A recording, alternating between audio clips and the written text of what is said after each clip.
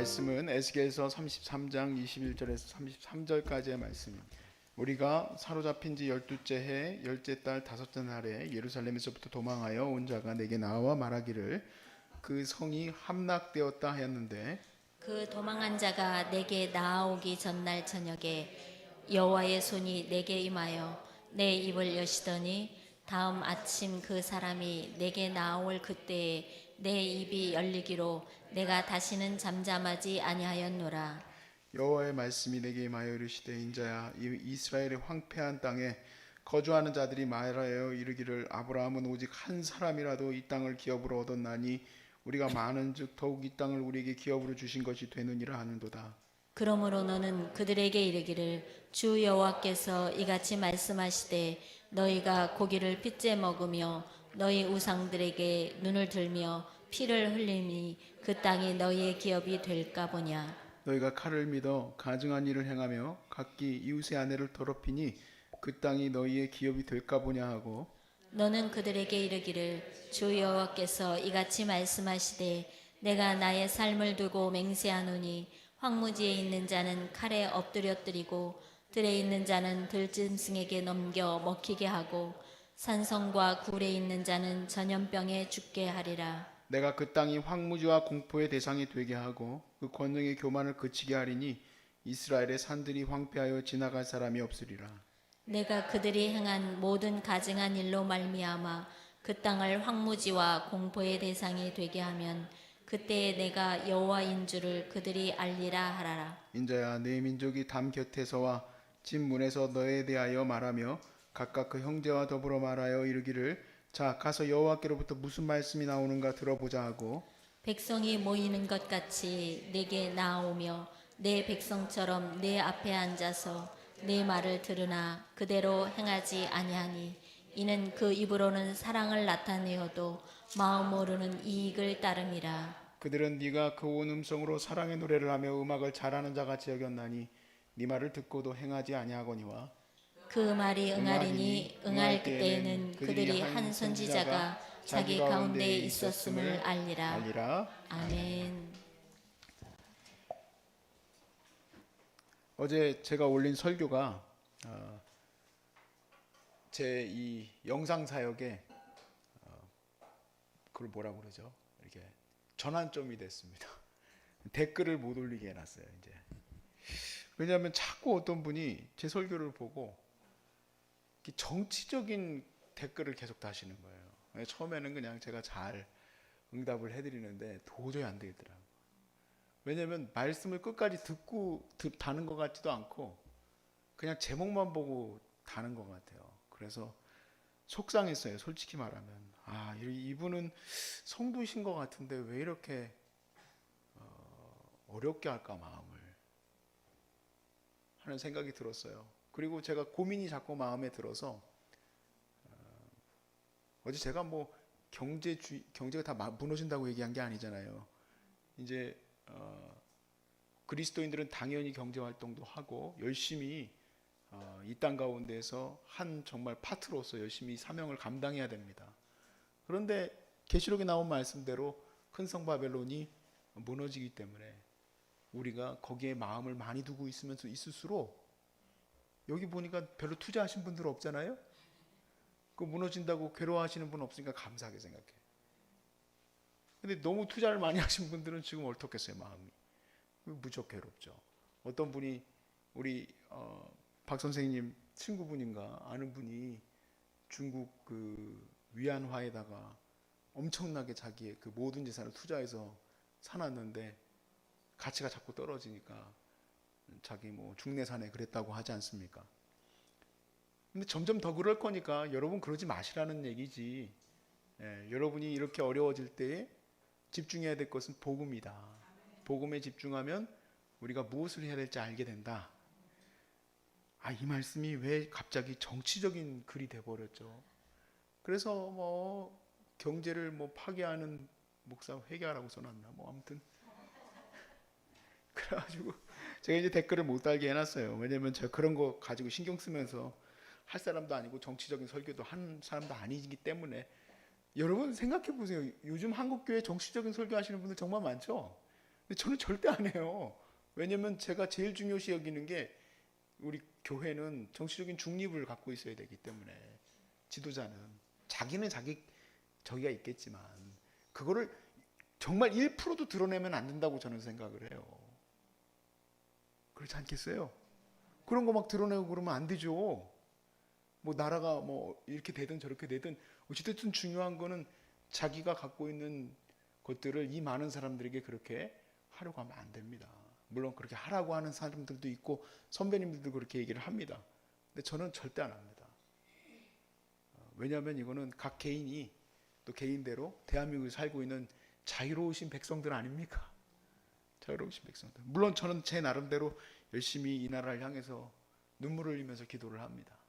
안타까운 분들을 놓고 기도하고 지도자들을 놓고 기도하고 그때는 저는 그냥 한 사람의 국민으로서 제가 여기서 막 이렇게 그렇게 하면은 안 되는 거예요, 사실은. 그렇죠? 이제 다 밝혔으니까 이제 제발 좀 정치적인 댓글 좀 달지 마세요. 부탁 좀 드립니다, 제발. 여기는 암 환자들도 보이는데요, 암 환자들. 아유 참 주여. 자, 그래도 어찌됐든 뭐 다 읽고 댓글을 달든 안 듣고 댓글을 달든 사실은 이제 저는 여러분들이 100%다 이해하기를 바라고 설교를 하는데 여러분은 정말 제가 봤을 때 설교자들 제가 이제 그 설교를 전했을 때 듣는 청중들 중에서 제일 열심히 듣는 분들이에요. 어떻게 이렇게 열심히들 들을까? 아플 텐데도 열심히 들으셔. 대단하십니다, 여러분. 근데 사실 우리가 뭐 학교에서도 공부할 때도 보면 제 생각도 그래요. 우리가 선생님 말씀하는 거 100%다 알아듣는 아이들이 3, 4명 있다고 그러더라고요. 학급에서 사실은 3, 4명 정도만 100% 알아듣는 거지 나머지는 다 못 알아듣고 또 그 중에서 30% 정도는 그러니까 70% 정도는 반 정도 알아듣고 30% 정도는 뭔 말인지 아예 모른대. 아예. 예? 그런데 설교도 마찬가지지. 그걸 다 알아들을 리가 있나? 못 알아듣지.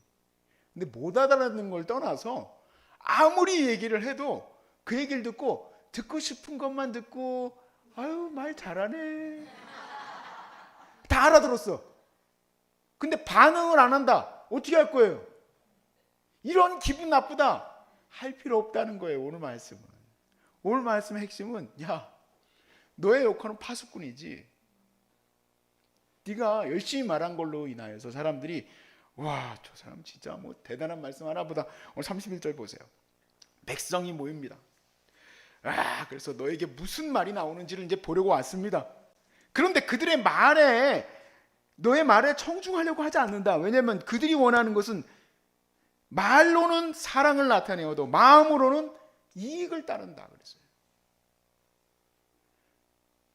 아무리 열심히 이 목청껏 설교를 해도 아무리 예수님의 사랑을 여기서 얘기하려고 해도 네가 네 자신을 다 들여서 정말 1원 한 푼 남기지 않고 가난한 사람들에게 나눠주고 너는 정말 이 시대의 선지자처럼 네가 말씀을 전해도 그들은 우와 해도 절대 자기 이익대로 살 거다.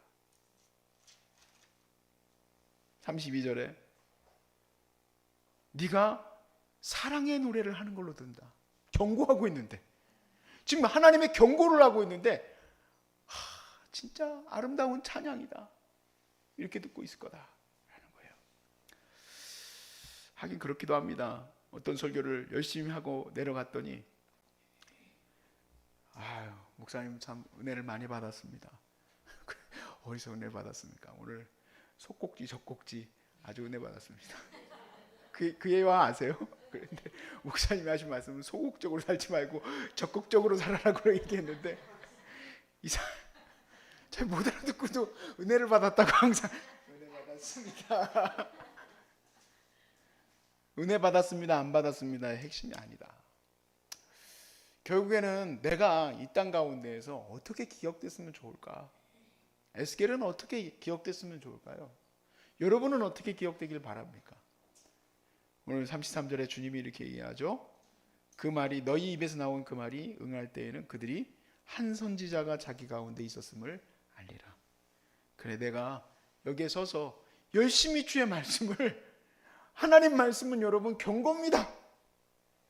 여러분 정신 차려야 됩니다. 우리 열심히 정말 하나님 찾아야 합니다. 이 시대가 너무 어렵습니다. 이 어려운 시대에, 이 말세에 여러분 하나님 붙들지 않으면 뭘 붙들겠습니까? 라는 얘기 아무도 안 듣고 있어도 전 열심히 하려고 합니다. 왜냐하면 그래도 여러분들 삶에서 한 사람이 외쳤구나 라고 생각하길 바라기 때문에 그래요. 에스겔이 이 말씀을 전할 때의 그 배경이 나오는데, 이 배경은 우리에게 좀 중요한 가르침이 있습니다. 사실 이렇게 어려운 시기가 들어서고 나면은 이런 종말론적인 얘기를 하면은 그런 어떤 정치적인 얘기 아닌가 하고 이렇게 맞물려 들어갈 수도 있을 수도 있겠다라고 생각을 했어요. 왜냐하면은 굉장히 급진적이잖아요. 종말론적인 이 말씀들이. 이 세상이 무너져 내리는 거에 대해서 말씀을 전하는 게 굉장히 부담스러운 말씀인데도 불구하고 그게 현실하고 맞아 떨어지고 있다는 얘기는 지금 굉장히 불안한 시대라는 얘기죠. 그러니까 그렇게 느낄 수도 있겠어요. 근데 제가 편안한 시대에는 이 말씀 전하게 됐을 때 그렇게 얘기는 안 하겠습니까? 똑같이 얘기하지.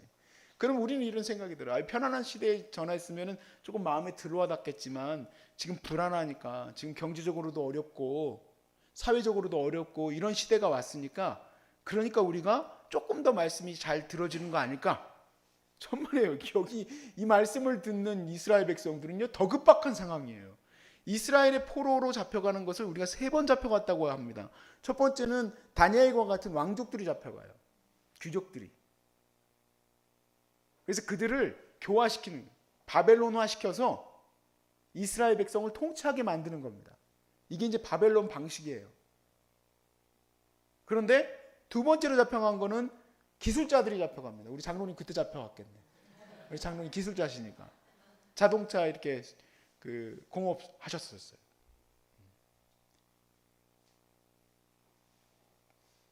그리고 이제 3번째는 망하는 거예요.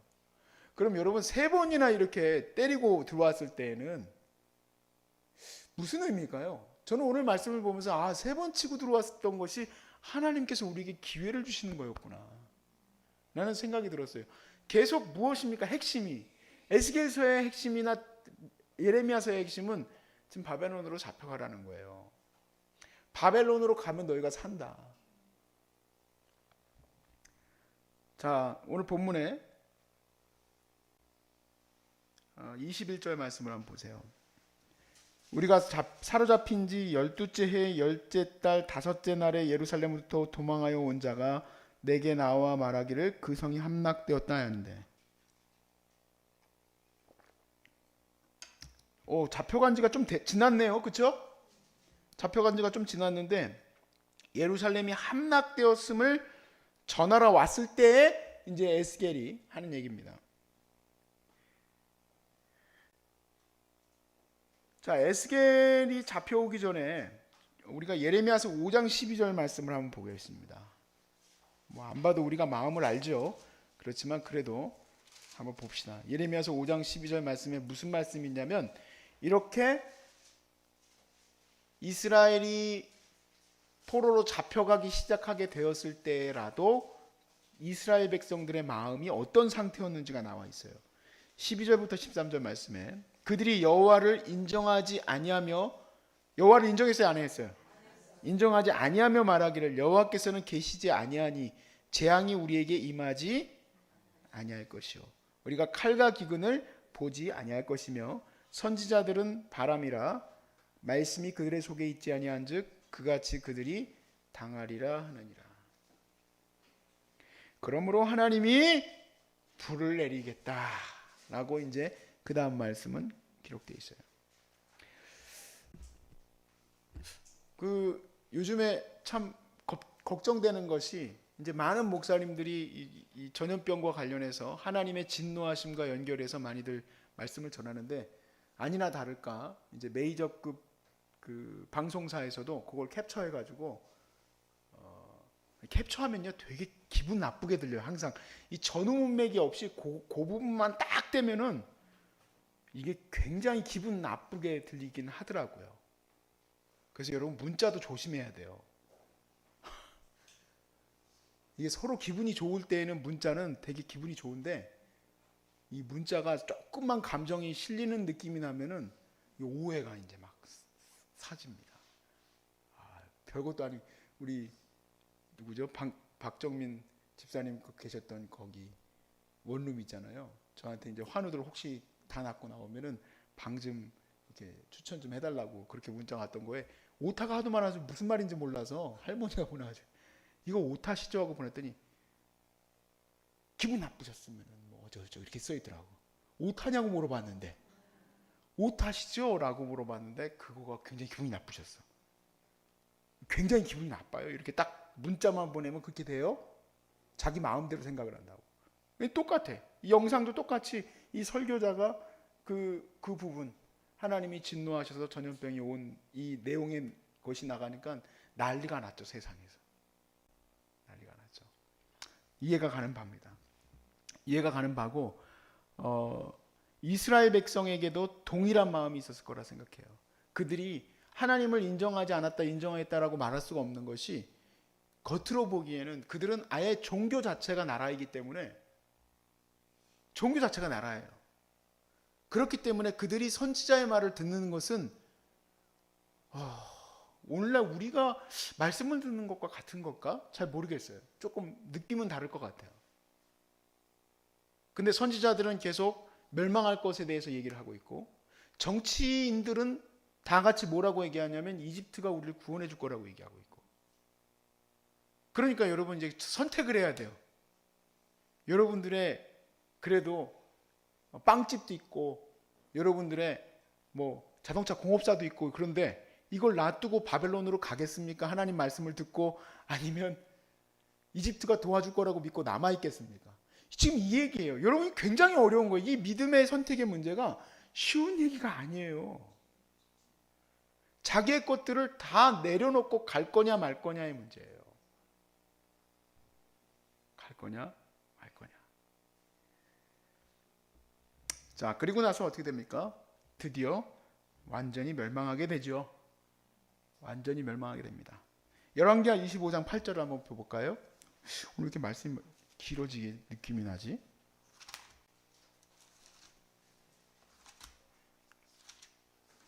벌써 37분이네.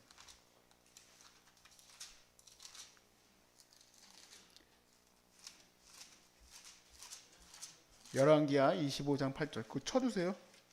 우리 부속 저기를 25장 8절. 바벨론 왕 느부갓네살의 19째 해 5월 7일에 바벨론 왕의 친복 시위대장 느부사라단이 예루살렘에 이르러 여호와의 성전과 왕궁을 불사르고 예루살렘의 모든 집을 귀인의 집까지 분살났으며 시위대장에 속한 갈대아 온 군대가 예루살렘 주유의 성벽에 헐었으며 성중에 남아있는 백성과 바벨론 왕에게 항복한 자들과 무리 중 남은 자는 시위대장 느부사라단이 모두 사로잡아가고 시위대장이 그 땅에 비천한 자를 남겨두어 포도원을 다스리는 자와 농부가 되게 하였더라. 결국 남은 자들은 전혀 쓸모없는 자만 남은 거죠.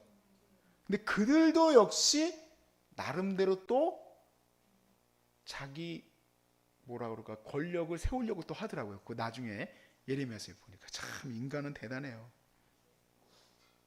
결국엔 그래서 이 에스겔이 잠잠하지 못하고 드디어 문제가 무엇인지에 대해서 얘기를 합니다. 그게 에스겔서 33장 22절부터의 말씀에 나오게 되는데 사실은 이 본문이 거기에 대해서 다 제가 설명을 하고 있지만 오늘 아침엔 여기까지만 할게요. 자, 중요한 건 이겁니다. 하나님께서 3번이나 경고의 메시지에 대해서 메시지가 아니라 진짜로 보여주셨어요. 그러면 그럴수록 더 긴장감이 강화되고 있는데도 불구하고 이 사람들은 이 에스겔의 말을 듣습니까? 안 듣습니까? 안 들어요. 선지자들의 말을 안 들어요. 근데 그런 거에 대해서 우리 파수꾼이 하나님의 복음을 전하는 자가 개헌할 필요 없다. 우리는 주의 말씀을 선포하는 자들이에요. 복음은 좋은 소리가 아니라 그랬어요.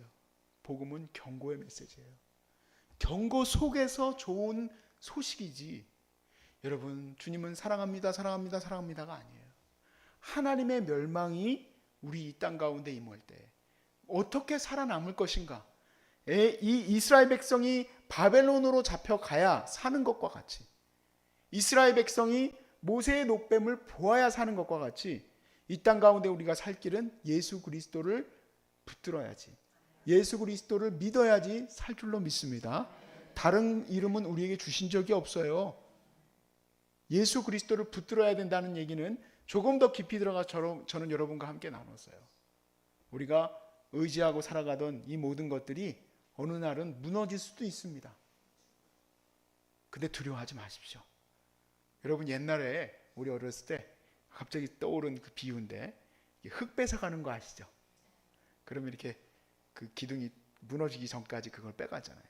그렇게 기둥이 무너지기까지 다 빼갈 수 있어요. 근데 예수님이라는 십자가는 절대 무너지지 않습니다. 그거 붙들면 삽니다. 예수님만 붙들고 가시길 바라요. 복음에 집중하면 어떻게 살아가야 할지 답이 나옵니다.